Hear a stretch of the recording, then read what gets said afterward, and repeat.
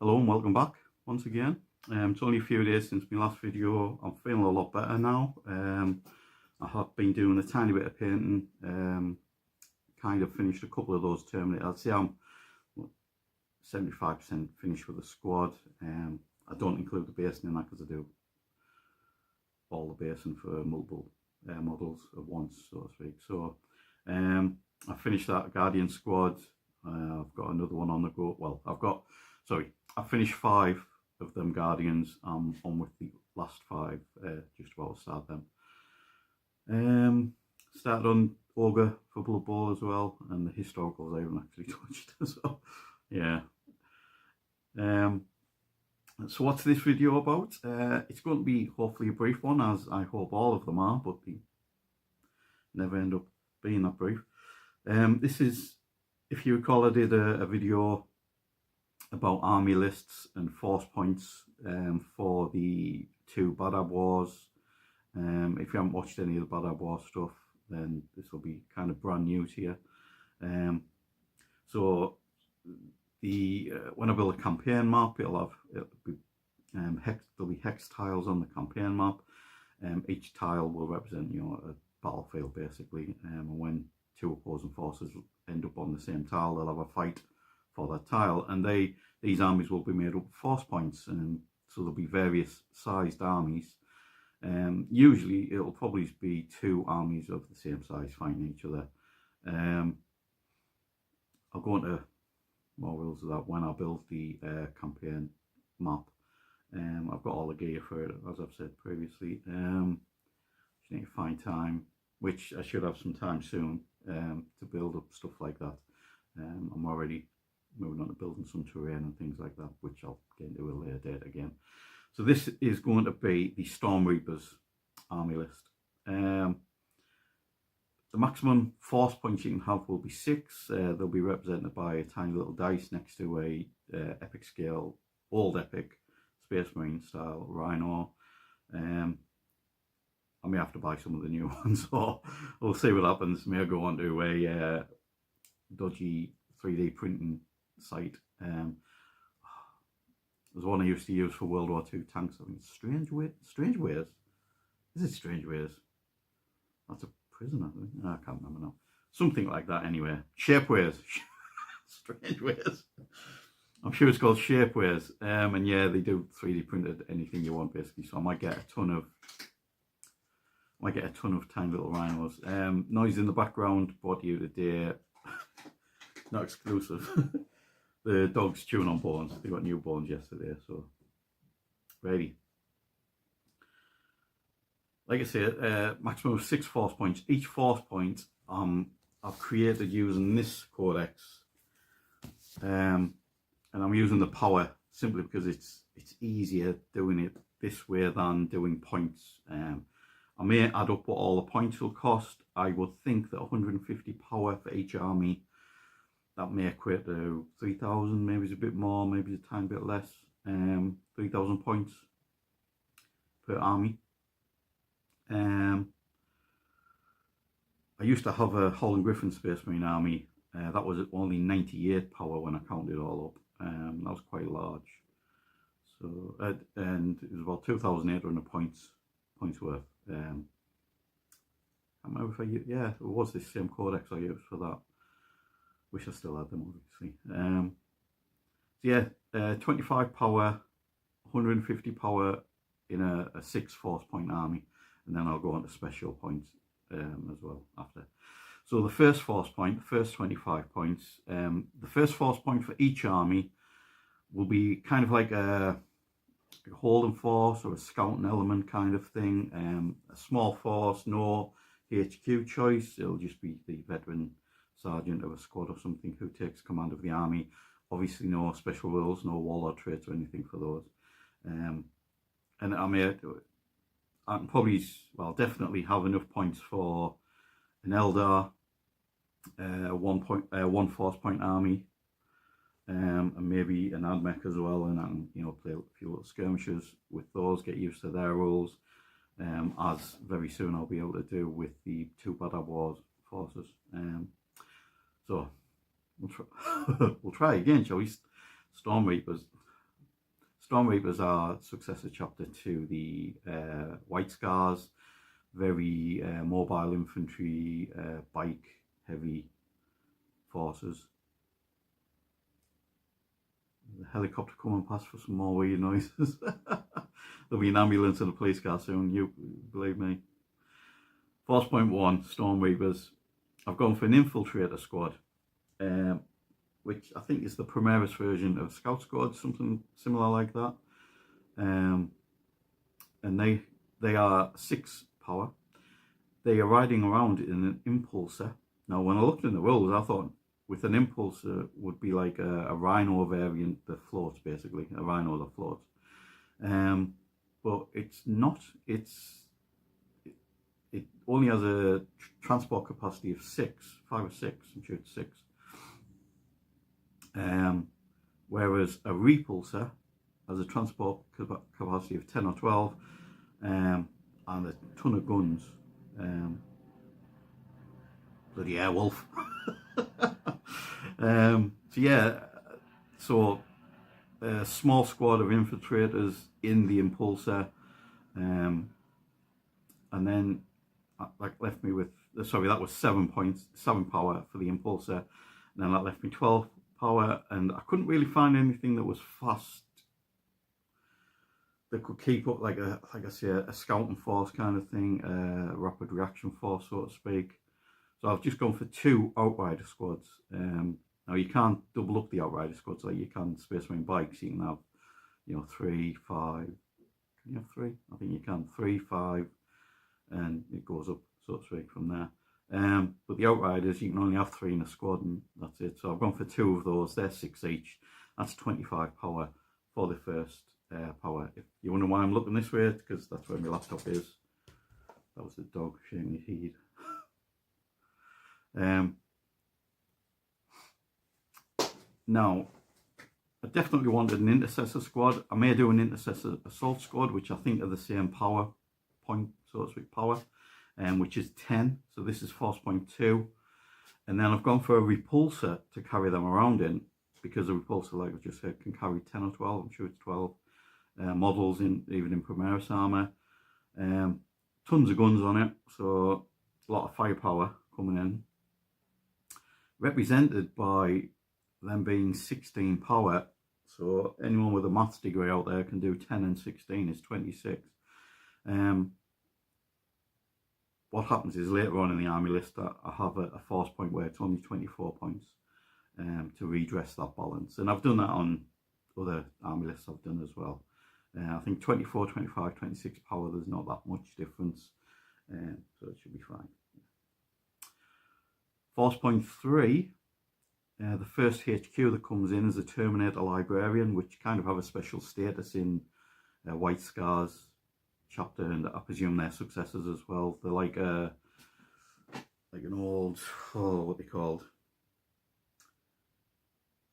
what the Danes and the Norse used to have. Not thralls, they were slaves. Be like an old veteran who tells stories, storyteller kind of person. That's what the librarians are in the lore for the White Scars. So he's my first HQ in Terminator armor, because he's joined. He is 6 power, and he is joined by a Terminator squad. Now, different force points could have a Terminator assault squad, because they are both the same power. They're both 9. So I've got this regular Terminator squad on the go. I'll paint up an assault squad as well, so I can swap and change. Different armies can have slightly different makeups. So 9 and 6, 15. That leaves me 10 power, and I've gone for a 10-man Reaver squad. All 3 of these entries for force point 3, I'm pretty sure the Reavers can.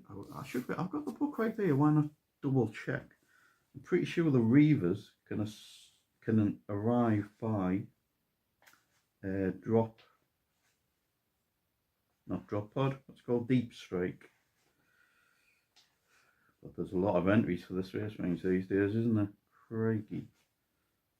I should get the 2nd edition out and see what what entries cross both. I've gone right past all that.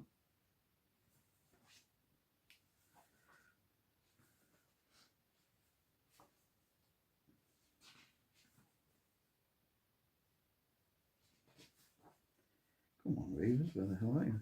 Where's the elites? Reavers. That's my stomach. No, the are elites. Angels of Death. Does that mean? Yeah, they've got grav shoots, so I'm pretty sure that means they can deep strike, which with the Terminators, so force point, that means that all the first two force points are in transport or on bikes. Force point 3 comes in deep strike. Force point 4 is made up of a Primaris Lieutenant, a Primaris Chaplain on bike, and a Primaris Apothecary, and also a Gladiator Lancer. Now the Lieutenant 4 power and the Apothecary is 4 power. They can join the Intercessor squad in the Repulsor, because I should double check again. I'm pretty sure they can carry 12. So they can join that squad. Repulsor, transport. Nope, it's only 10. Oh well. So they're going to have to slog it on foot. It's not too bad though. So yeah, they're 4 power each. The Chaplain on bike can join one of the Outrider squads. He's 6 power. And then the Gladiator Lancer is 11, that's 25. The Terminator and Reaver, Force Point 3 was 25 as well. So I've still got that 1 extra power, which is going to come off now, because Force Point 5 is a Storm Raven gunship, which can carry the Primaris Lieutenant and the Apothecary. It's going to have to. And maybe even a combat squad of, I could do that, couldn't I? Yeah, thinking. Storm Raven gunship, 17 power, it's a lot. And a bog standard Dreadnought of 7. I could have went Contemptor or Venerable or whatever, but I think they're like 8 and 9 power, which would have brought it up to 25 power, 26 power. I wanted to get rid of that extra power point, so I've gone for a regular Dreadnought, 7, Storm Raven, 17, 24 power. That brings us to a total of 125 power, which is spot on for Force Point 5. Force Point 6 is a Primaris Captain, a Company Champion, Blade Guard Ancient, which is the banner bearer, so to speak, in Primaris armor, and Blade Guard Veteran Squad, which is 3 guys, massive swords, lots of bling. So the Captain is 5 power, the Ancient is 5 power, the Veterans are 5 power, the Company Champion, I think him and maybe the Chaplain on the bike, although he's on the bike, they're the only guys not in Primaris or Terminator armor. But I wanted a Company Champion because I think they're cool. I used to love mine for the Black Templars. He killed so many. A mass murderer. Yeah, but then, yeah, I'll keep the Company Champion. And then they have an Impulsor to ride around in as well. So all of those will fit inside. And if there's any spare, they'll go in the Storm Raven. And that is 25 power. That's 150 power for that army. Now, there are support points that each force will be able to use per turn. And like I say, I'll get into that in more detail when I build the campaign board, and I'll show you how a campaign turn will run and stuff like that. But yeah, they'll get support points, and they can either use those to reinforce the armies on the campaign map itself. So for 1 support point will give 1 army an extra force point up to a total of 6. Or you can accrue them. You can keep them for things maybe like planetary, like a bombardment, so to speak, or anti-air defenses, so things like that, you know, ammo reinforcements and things. But like I say, you'll also be able to accrue them, save them, so to speak, so you can afford a chapter master, which I might make like 20 support points. When you reach 20, you can spend that 20 on a chapter master. That chapter master, he joins a force point 6 army, and then once that force point army drops below 6 power, he kind of goes to a nearby base or something, and then, or he can join another 6 force point army, and if he dies, he dies. If he dies, he dies. You know, Drago. So yeah, he's like a special kind of gadget. The Imperials will have access to knights as well, so maybe, I don't know, 30 or 40 support points you can spend on a knight, and that knight joins an army. However, that doesn't, you know, go back to base once that army drops to 6 points. That stays with that army even if it goes down to 1 force point, unless it's destroyed in battle. Then it's, you know, removed from the game, and that's it, it's done. Likewise, maybe 20-25 force point support points for 2 armature class knights, smaller knights. I really like the models. I've seen them in excuse me, I've seen them in local boys. They're selling a few for a little bit cheaper than Games Workshop, obviously. So may get some of them. And like the knight, once they're destroyed, they are destroyed, but their army, they can stay with that single force point army if you so wish. But they can only ever join a 6 force point army. Yeah. And then the last support points, I may only do 10 or 15 support points. You can buy a Hammerfall bunker, which is obviously, it's a building, so it can't move, and it won't be able to move with the force point army if it moves off the tile that it's on. It will always stay on that tile unless it's destroyed. Which means that, you know, it could end up, well, or unless it's occupied, then the occupying forces, like say there's a 6 force point Storm Reaper army, and then there's a 6 force point Iron Warriors army. They have a battle. The Hammerfall bunker isn't destroyed at the end of that battle, but the Imperials have been beaten. The Chaos forces would destroy that Hammerfall bunker, so it can't be used again. Yeah, and I don't know whether I'll be able to like craft some tiny little bunker or something like that.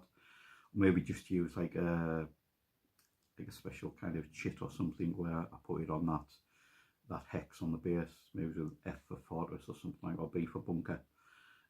Because I also want to get, you know, the old style bunkers that Dr. Spork makes. If you've never heard of him, Google Dr. Spork 3D prints. So I want some of the old style bunkers, and I also want is it Fortress of Redemption or something like that?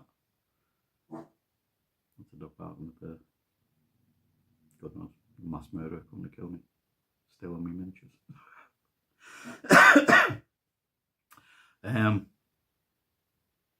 Totally lost train now. Yes, Dr. Spork. I want some more of his train, basically. Yeah, sure it's Fortress of Redemption or something like that. Yeah, one of those as well. Those buildings, like the Hammerfall bunker, you'll be able to build Imperial bastions as well for the Imperial Guard army.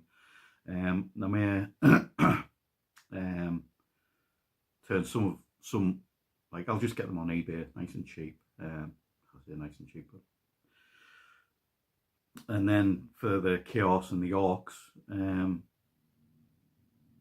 I'll be able to, you know, bash them about a bit and put glyphs on or whatever, or lots of spikes and skulls and things like that, and turn them into Chaos and Orc bastions that can just scratch build Orc fortresses and that kind of. And yeah, we'll get to that a much later date. This is 20 minutes long. It only should have took 5 minutes, shouldn't it? So yeah, that's the Storm Reapers army. I'll do separate videos for other forces. I haven't created forces for every faction yet. I've done Acadian Infantry one, done the Iandam one, Iron Warriors, Thousand Suns, and Necrons. I think I've done think me and my niece did Necrons yesterday. So yeah, I'll come back and I'll wait a few days. I'll do another Force Point. I'm still alive. Yeah, thank you for your time. As ever, if you want to see how I get on with the painting, the terrain building, collecting as well, because you know that's all part of it these days. I'll let you know where I buy stuff, how much I pay for it. Ideas I have for the campaigns as well. If I'm not sure, yeah, this will be in the planning playlist as well as the Absolutis Crusade playlist. So if you haven't watched any of the Badab War planning, I kind of go into details of what that's all about.